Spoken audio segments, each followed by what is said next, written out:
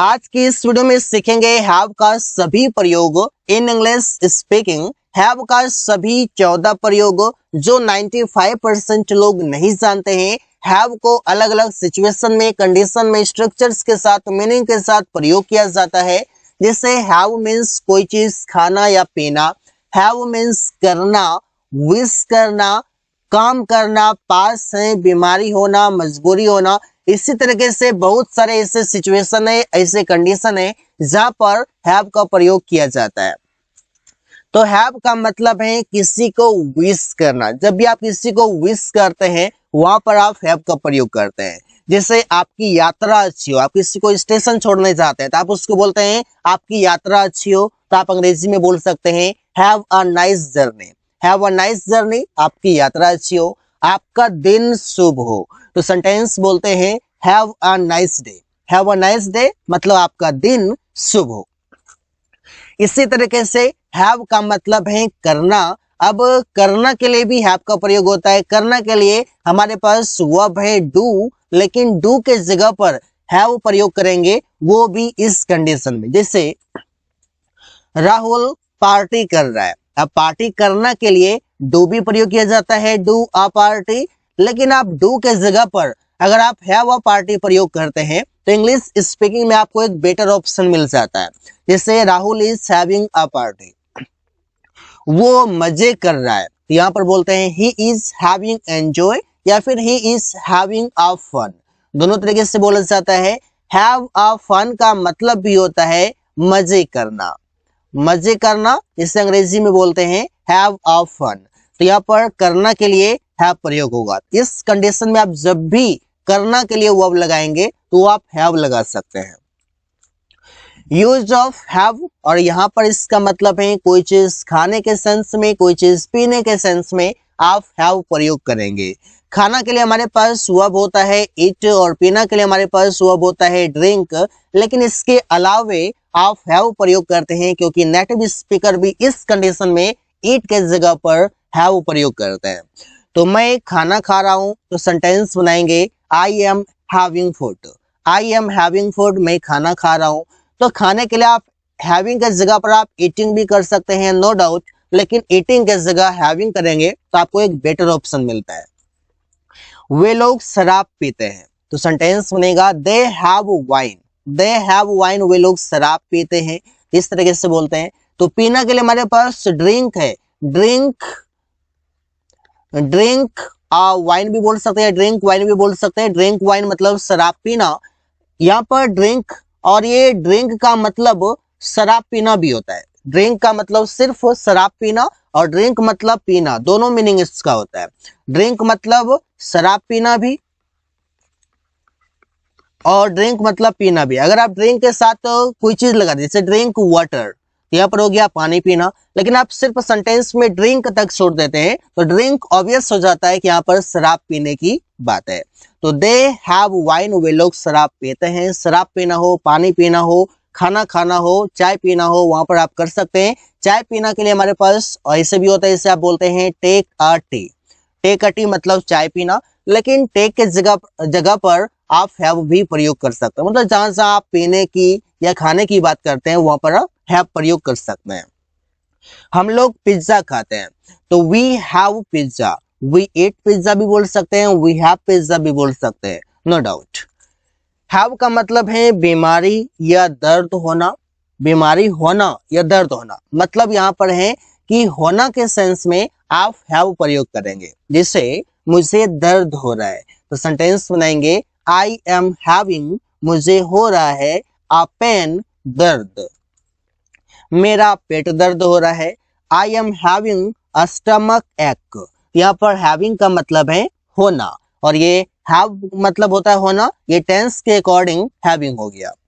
राहुल का सिर दर्द कर रहा है, Rahul is having headache. Headache मतलब होता है सिर दर्द और हैविंग का मतलब है कर रहा है या हो रहा है। दोनों तरीके से बोलते हैं, सिर दर्द कर रहा है, सिर दर्द हो रहा है, दोनों तरीके से हिंदी में बोला जाता है। तो नो डाउट आप दर्द होना या बीमारी होना के सेंस में आप हैव लगाएंगे।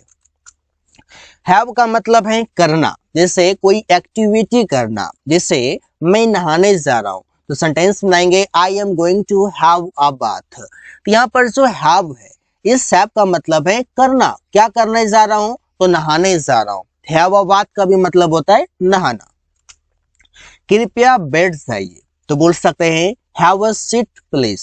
कई सारे लोग बोलते हैं हैव अ सीट प्लीज, कृपया बैठ जाइए। जब भी आप किसी को बोलते हैं कृपया बैठ जाइए, तो आप अंग्रेजी में बोल सकते हैं हैव अ सीट प्लीज।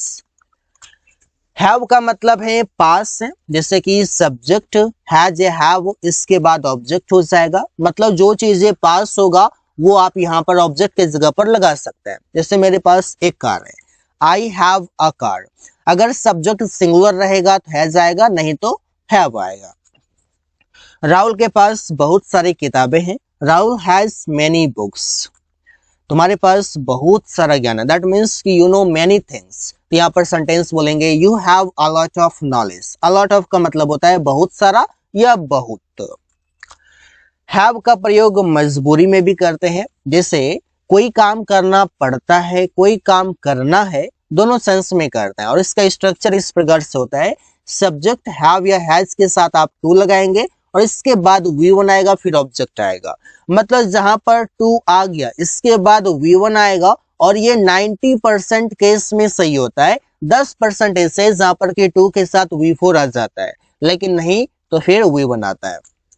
मुझे काम करना पड़ता है, तो सेंटेंस सुनाते हैं I have to work. I have to work, मुझे काम करना पड़ता है। राहुल को पत्र लिखना है या राहुल को पत्र लिखना पड़ता है। Rahul has to write a letter. यहाँ पर आप इस तरीके से बोल सकते हैं कोई काम करना पड़ता है मतलब मजबूरी है। आप बोलकर देखिए, आपको पता चलेगा कि यहाँ पर कहीं ना कहीं मजबूरी की बात है।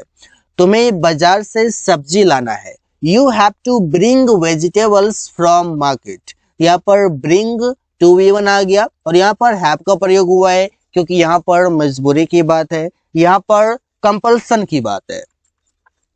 हैविंग टू मतलब हैव से ही हैविंग हो गया, ये भी मजबूरी ही बताएगा। जैसे कोई काम करना पड़ रहा है, इसका स्ट्रक्चर इस प्रकार से हो जाएगा। कुछ एग्जांपल्स देखते हैं, जैसे उसे घर जाना पड़ रहा है, इस मतलब उसे घर जाना पड़ रहा है, उसे डॉक्टर के पास जाना पड़ रहा है, उसे मतलब कहीं भी जाना पड़ रहा है, तो वहां पर आप इसका प्रयोग कर सकते हैं। जैसे he is having to go to house, उसे घर जाना पड़ रहा है, मतलब उसका घर जाने का मन नहीं है लेकिन फिर भी जाना पड़ रहा है ड्यू टू कंपल्सन।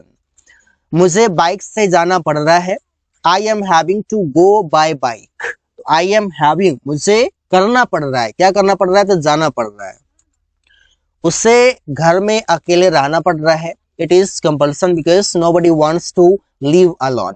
तो सेंटेंस बनेगा he is having to live alone at house. तो ऐसे ही सेंटेंसेस बना सकते हैं, कई सारे सेंटेंस ऐसे आप बना सकते हैं एक टॉपिक पर। एटलीस्ट 10 सेंटेंसेस अगर आप बनाते हैं तो you will have many sentences in English and you can practise as well, because without practice no one can speak.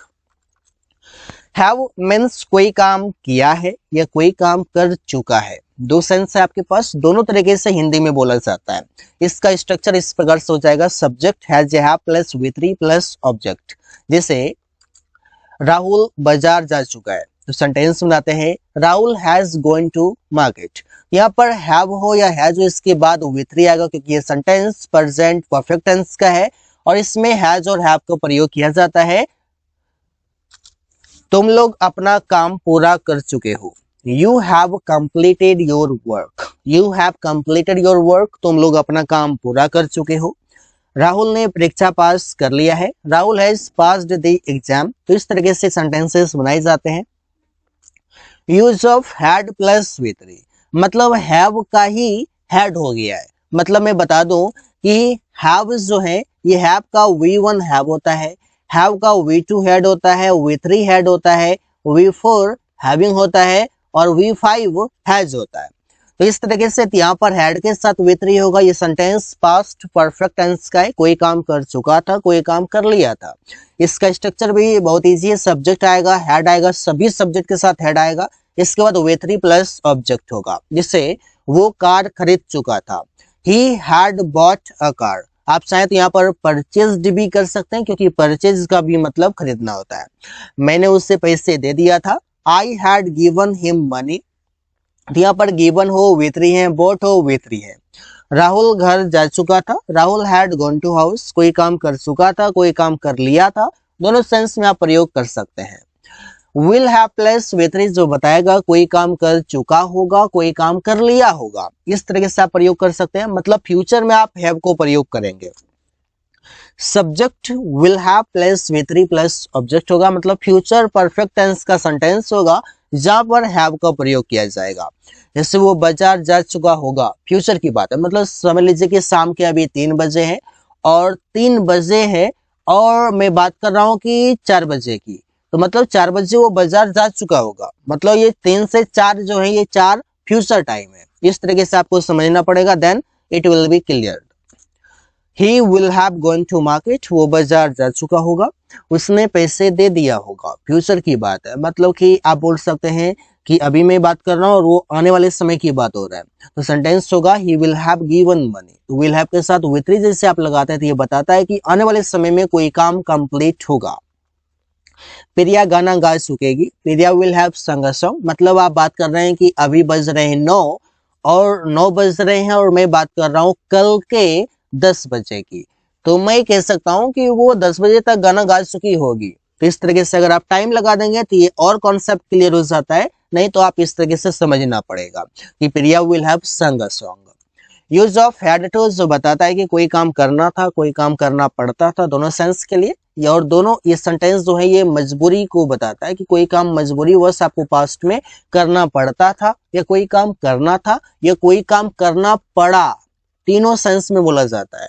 तो इसका स्ट्रक्चर बहुत आसान है, सब्जेक्ट आएगा had to plus V1 plus object. मुझे सब्जी खरीदना था, I had to buy vegetables, यहाँ पर हैड आ गया क्योंकि सेंटेंस ये हैव का ही हैड बना हुआ है। उसे वहां अकेले काम करना पड़ता था, he had to work there alone, या he had to work alone there, ऐसे भी बोल सकते हैं। हम लोगों को कड़ी मेहनत करना पड़ता था, we had to work hard, हम लोगों को कड़ी मेहनत करना पड़ता था या हम लोगों को कड़ी मेहनत करना पड़ा, we had to work hard। Use of will have to, मतलब कोई काम करना पड़ेगा या कोई काम करना होगा, जैसे उससे कल दिल्ली जाना पड़ेगा, फ्यूचर में मजबूरी की बात है, तो ही will have to go to Delhi tomorrow, future की बात है, टुमारो ये टाइम फ्यूचर का है।